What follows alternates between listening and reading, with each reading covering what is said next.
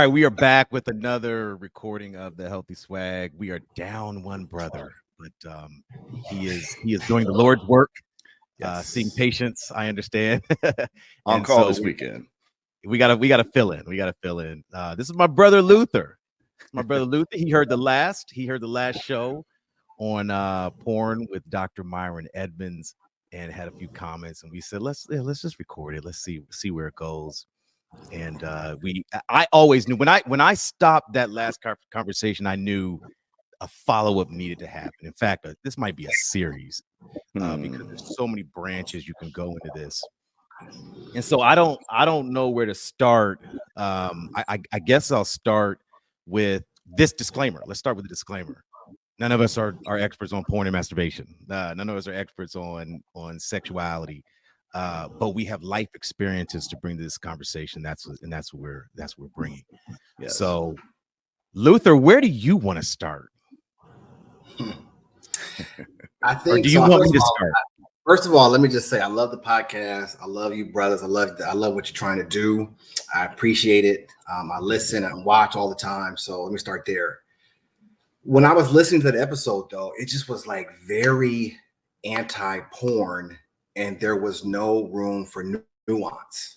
And I was just like, this doesn't sound like the modern era. It sounded like the old era. I mean, we were all raised in a belief system that was like, no alcohol, no jewelry, no this, no this. And I think in many of these areas, we have come to understand moderation, right? Dosage, right? It's certain things in small doses are okay. Certain things in large doses are bad. And I think porn is that way. And in many ways, talking negatively about porn is a proxy for talking negatively about masturbation. Okay. All right. That's where you want to start. Okay. All right.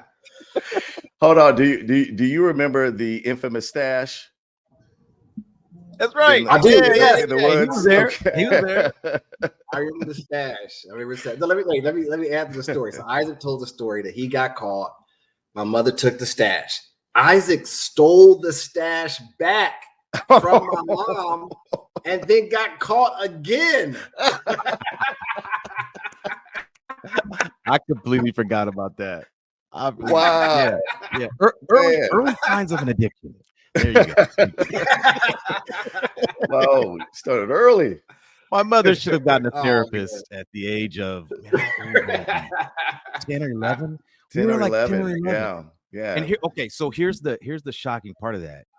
10 or 11, first experience with porn. Our sons, Luther has daughters, but me and Q, our sons earlier. Yep. I promise you, earlier than 10 and 11. Mm-hmm. Yeah. That's a sad part. But that does. So here's the thing, we talk about porn, I try to make a point the last time where, it's all about what your goals are. We try to take away the moral argument because that just leads you down to a rabbit hole. But if your goal is to create intimacy with your spouse, and we can argue about maybe how that can be incorporated, but I just have heard from too many men that that's something that they turn to when things aren't right with their spouse, and so that sort of leads to a lack of communication and a lack of developing that intimacy. So if your goal is to have good communication and to have better intimacy, is that a productive thing to do? I asked a question on Facebook a few years ago about porn and marriage and masturbation in marriage and whether or not porn can be a lifelong healthy supplement when there is a mismatch of sexual drive. Mm-hmm. And I think a lot of counselors try to make people feel like, oh, if you communicate, if you do the dishes, if you you do the laundry, then the sex will be there and there'll be this sexual match and people will get what they want. That's not the people I talk to. That's not the case. So there's a mismatch. And if you're trying to be monogamous, there will be a lifelong mismatch.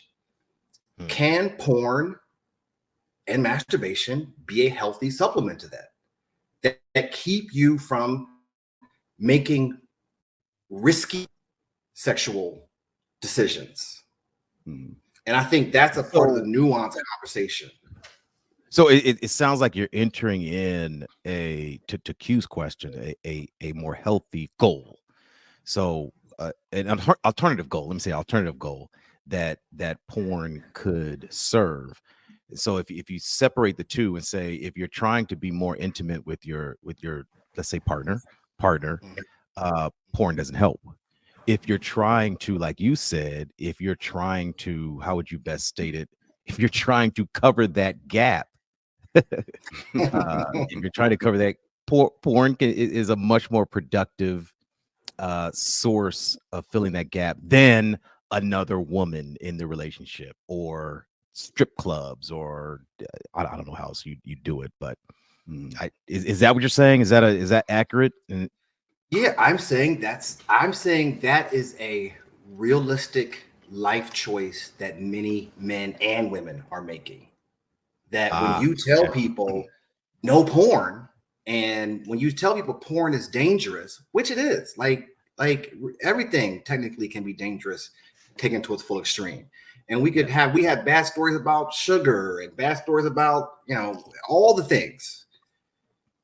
When you don't give people the option to use something productively, right, then you just step into this dogmatic life that I don't think that serves people that well. Well, let's separate the two, because you're lumping porn and masturbation together, and they don't necessarily have to go together. Right. You can masturbate without porn, right? I don't know if you can watch porn and not masturbate. You can. I can testify you can. Okay. Hey. So I knew a guy in Florida. He bought this sweet BMW, and he showed it to me. This was like 15 years ago, before technology was big in cars. He had a nice screen in his car, and I got in the car and porn was on. I was like, wait a second, you're driving down the road?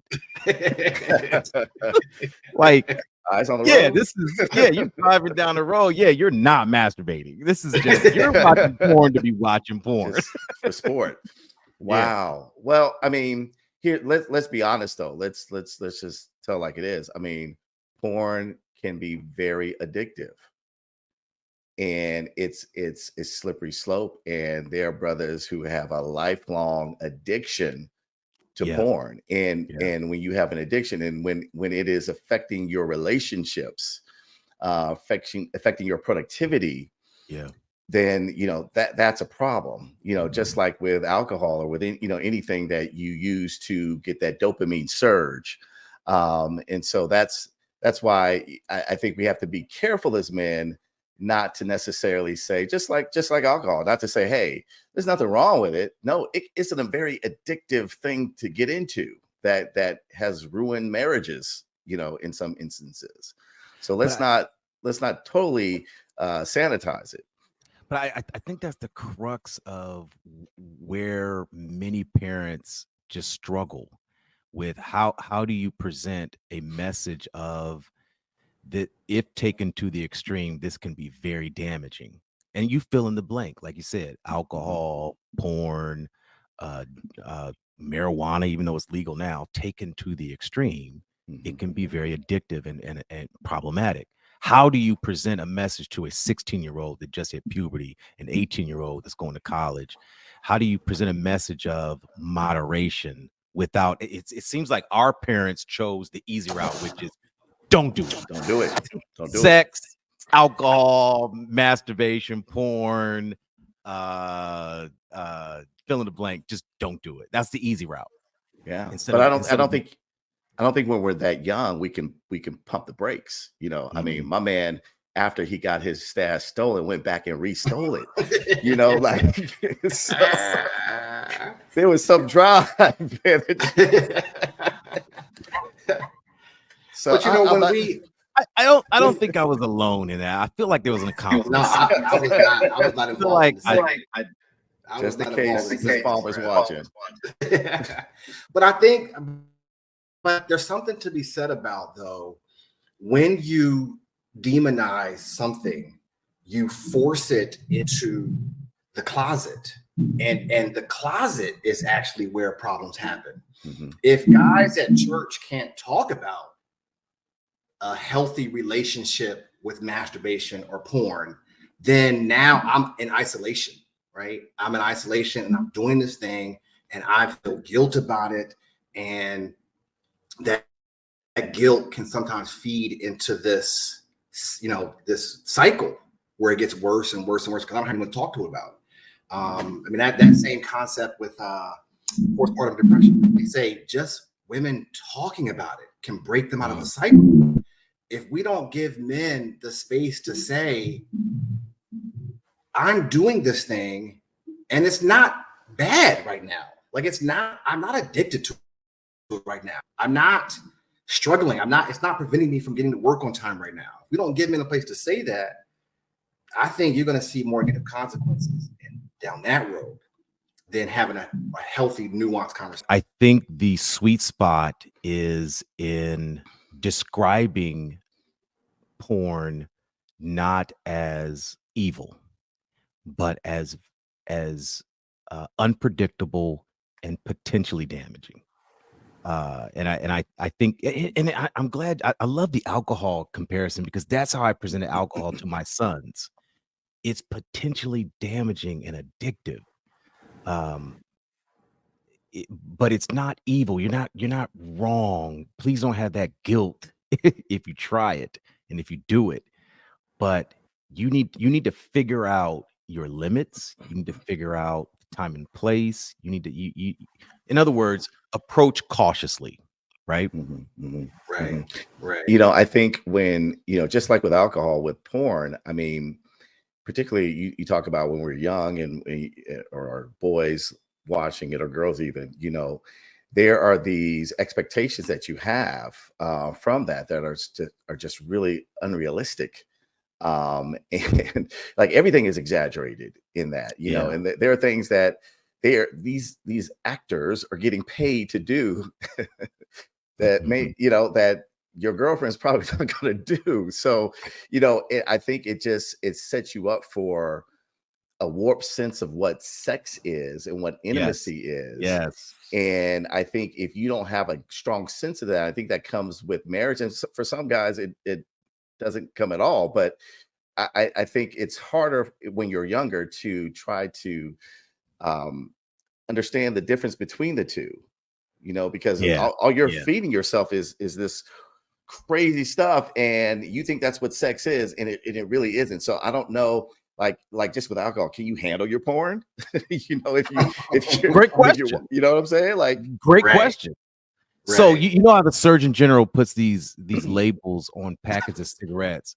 That's what should be at the bottom of all porn videos. Right. These are actors. Right. And there are breaks in between takes. Like this guy is not doing this straight for a half hour. But there's also, I mean, it's 2024. It can be addictive. Yes, go ahead. There are, and it can be addictive. Different styles of porn. There's amateur porn. There are couples who turn on the camera in the bedroom and it's still called porn, and some of that, some of that's beautiful. And some of it is realistic. Yeah. Mm-hmm. So it's like there's alcohol that you might say this, you only drink this if you're trying to get tore down. Porn's the same way. And that's what I'm saying. Like 60 years ago, all porn was bad. All porn was exploitive to women. Now there's space for some nuance. Yeah, that's a good point. That's interesting. A very good point, because that's the other message in porn is the exploitation of women.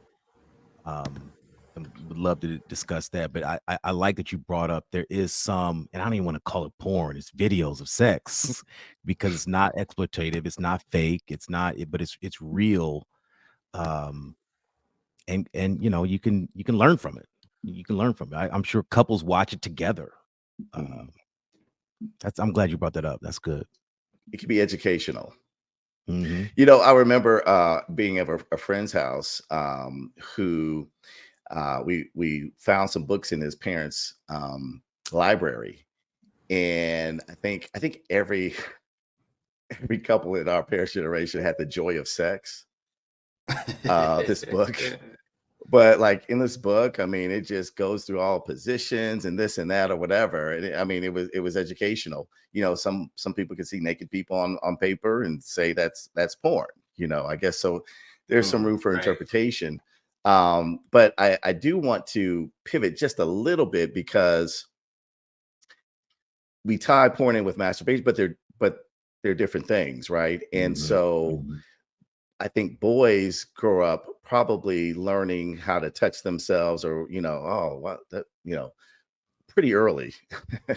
And there's a stigma attached to masturbation. You know, there are people that say it's unhealthy. There's old wives' tales, you're gonna go blind because of it. And just, you know, what if the Lord comes and you're master, you know, I don't know, whatever. It just I've never heard that. I've heard that for sure. I've heard that. Yes. So, but let's talk about it because you are gonna miss the second coming if you're gonna miss pun intended. with the first coming. No, right? That was pause. That's terrible. But I do want to unpack that a little bit because there's a women's movement, right? That is like encouraging women to touch themselves, to explore themselves, to know what feels good, know their bodies, you know, and we're not giving those same messages, you know, that yeah, it's okay to know yourself, know your body, know what feels good, know what you like, you know. And so I just want to get your thoughts on that, Luther. Well, you know, one of the things that I love that Myron said was that men's sexuality is demonized, partly for good reason, right? Because of rape culture, because of like, and it's important that we don't just tell men, do what you want to do what feels good, right? But on the women's side of things, man, they seem to be way more sex positive and learn about your body. This is a question that blew my mind about masturbation that I in a mixed group. Someone said, they said, when you masturbate, do you only masturbate thinking about being pleasured by someone else, or do you masturbate to enjoy yourself as an exercise of literal self pleasure and enjoyment? Yeah. And my mind was blown because I was like, I'm always either looking at a woman or thinking about a woman. I've never thought about, this is for me. I don't know how to process. I've got 15 minutes to please myself. But those are the conversations that are happening in women's spaces. Yeah, we don't have those. We don't have those. Yeah, we don't have those. No, seriously. What? Like how what? Mind is blown right now. I got a lot of stuff to do in 2024. That's not one of them. Sorry. It's gonna be old school. But it speaks to the mindset that women are having far more advanced and nuanced conversations about their bodies and about their pleasure than men are having. We're just we're not digging in at that level. And that sounds healthy. Like a woman saying, I don't need to think about a man pleasing me. This is for me. On its face, it sounds healthy. I'm not at that level yet, but it sounds healthy. Well, it's as soon as you switch it to men, it doesn't sound healthy. No. I don't need a woman. He's like, whoa, you're doing all this by yourself. But is there a double standard though? Because like there is women. No, there is, because women have they have parties and they have like sex toy parties. And I've known some women that sell sex toys, and they'll get together with their girls and they'll show what each one does and how it works. And it's not a big thing. Standard. What'd you say? That's not a double standard. You can't get men to come to all male sex party. and just talk No, about that would be toys and weird. what you do. But the fact that they're don't open a and lot having of these men conversations. don't a lot of men need sex advice? Don't a lot of men need sex help? Correct. Yes. Where they gonna get it Yes. from? A sex party. No, you're right. You're right. You're right. No, that And I'm this not is the having a sex conversation. party, but I'm saying there's a difference. It'll be throw a sex party. It'll be you and all by yourself. I'm not coming. I'm not touching I know all of your No, our mutual friends. They're not coming. You're not coming. Ooh, Pause. bad. Yeah. It's hard to have this conversation. But I would like to live in a world where men, because the other thing you hear all the time is women saying men aren't good at sex. Like when you see these Facebook or Instagram posts in the comments about how bad men are at sex. Yes, but that's because that's how we train. And this is what we talked about a little bit on the last time. You know, you talked about, oh, I got 15 minutes. No, like brothers are like, you do it to get off, right? It's not to have a pleasurable, let me enjoy myself experience. Let me figure out all the nuances of my dick, you know, and just like really. And so because that's how we train, you know, when we get in the game, you know, that's usually what's going to happen, you know. Right. And if we train differently, if we looked at, you know, ourselves and knew, okay, this is more sensitive than that. Maybe I need to, you know, not stimulate this area as much as that, you know, if I'm wanting to last, you know, or, you know, because, you know, premature ejaculation is a big deal. And a lot of guys struggle with that. Yeah. And I think a lot of it is because that's just what you're used to. That's what you've trained your body to do. And so I think there's something to be said about learning your body, knowing your limits, and some self-exploration that may actually help you in the bedroom.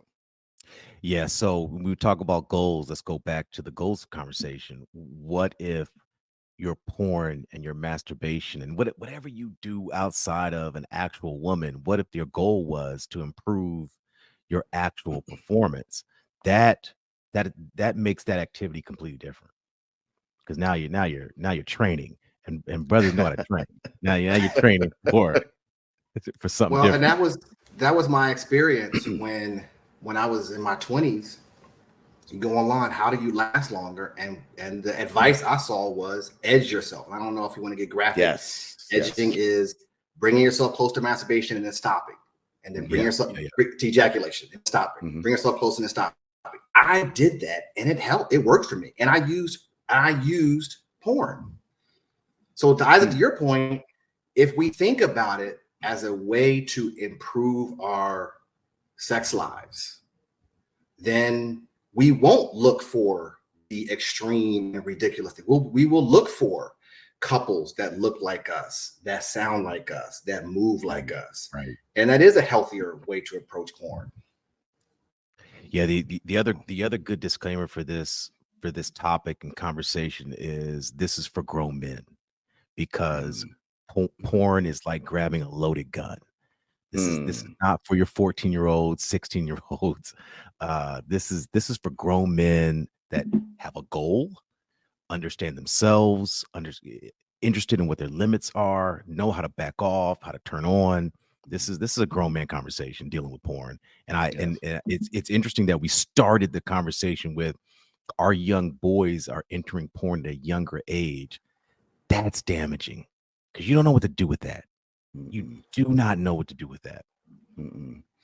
No, I mean, I've had conversations, you know, and, you know, just telling them that it is addictive, you know, just telling them my own issues with it that I've had, and that it's not real, you know, and I worry about this generation because everything is just so virtual and unreal, you know, and when you get to a real person in a real life situation, how are you guys going to know how to communicate or act? So I do worry about that. But I mean, it affects older people just as much, you know. And when we are isolated, and when we are not having conversations, porn can be very dangerous. It's just far as just something addictive. So I want to reemphasize that. I think if you have the mental power, I guess, and you have a goal, the end goal is not to just get off, but to improve your abilities, your technique, or to learn yourself. That seems to be a higher purpose or use of it than just merely I'm mad at my wife. I didn't get some, so I'm gonna turn to whoever. Right. I actually had a friend, I think I mentioned this before, but who did that, who basically he trained, he looked at the time, he looked at the watch and said, okay, I'm going to stimulate myself for 20 minutes straight and not come. And and he would do this, and then he would extend the time, and he learned his body enough to know, okay, this is when I pause. It's like edging, this is all the techniques, right? And he said that translated over to intercourse. And one other point about that is that, guys that are out there that are struggling with premature ejaculation, these are some things that you may want to think about, but not engaging or fear of engaging is not the answer. Okay, because it just perpetuates this anxiety, performance anxiety. And so you should not try to avoid sex just because you feel like it may not last as long. You can, it's nice to have a conversation with your partner and say, hey, I want you to help me, as far as lasting longer. And, these are techniques that I've learned to learn myself. Let's try to employ these. Let's see if we can make this last longer. Instead of avoiding it altogether, because that just perpetuates the issue. And that's one of the sad part. Go ahead. I was going to change it a little bit to the topic, because one of the downsides of porn that you guys didn't talk about last time is that it's done in isolation. And it seems like I saw this dope video by this woman who said that porn is for men what social media engagement is for women. Women can post a picture of themselves looking beautiful and they get a bunch of likes from men, and that prevents them from having to engage with men in the real world. And porn for men does that. Like, I can engage with porn and be sexually stimulated without actually engaging with women in the real world. And our society is moving toward this very isolationist model where we can do everything from the comfort of our home. We can get our groceries. We can have sexual relations. We can chat with our friends. And that to me is dangerous. Porn plays a small role in that dangerous sort of social and societal flow toward just being by yourself. Yeah, that's wow. It reminds me, it gives credence to what Chris Rock said in one of his specials, that women just need compliments. Tell your mama the chicken was good. Tell your mama. And it's like porn for them. Just getting some compliments, putting a picture out on Instagram, and the men in the DMs saying, "Hey, that looks good." It's fuel. That's crazy. Interesting. Yeah, but someone I did hear a podcast on a why we watch porn, and I think I mentioned this on the last one, and it makes us, obviously it brings us pleasure, but it also you're never rejected, right? With it, you're always the man. She always gets hers. She always comes, and you're. And you get the pleasure without any of the pain, any of but but at the end, it is kind of you're by yourself, or and it is a sort of an empty feeling if that's not your goal, is to just have that.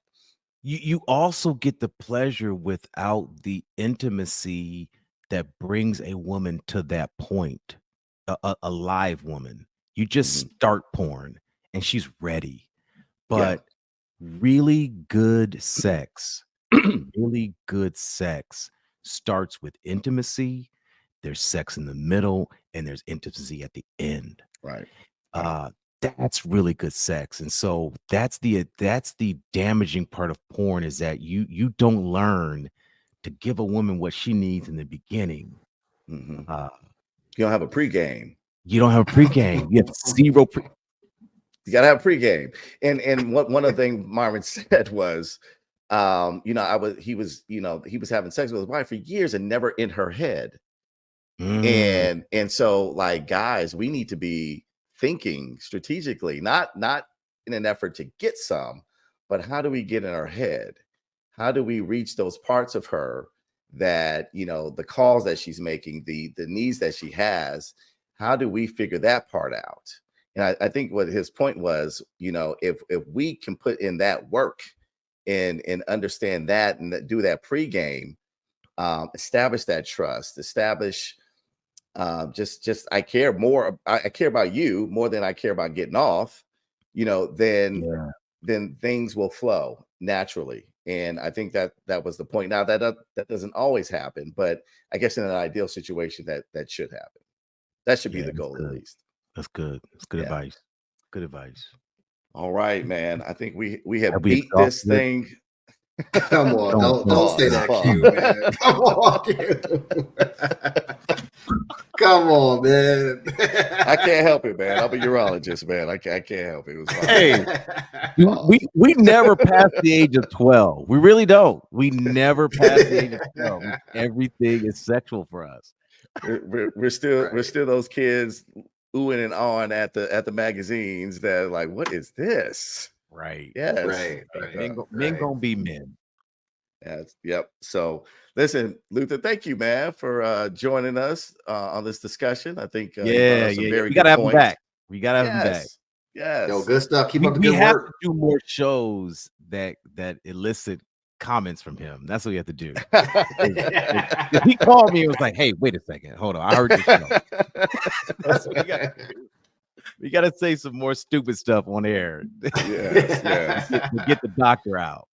Yo, I love y'all, man. I love y'all for real. We forgot to enter his qualifications. Luther Palmer is a doctor of engineering and a professor of engineering, an accomplished individual. Has done a TED Talk, prolific in his field. So we're glad to have you. And I got 2 podcasts. I got one. Let me shout out my podcast. I got one episode, which is like a television review show, and then I have a podcast called The Rating Show, where it's a one-on-one conversation. Q, I got to have you on my podcast, The Rating Show. It's a lot of fun. Okay. So there was an auto interruption, and when you said the names, say the names of the podcast one more time.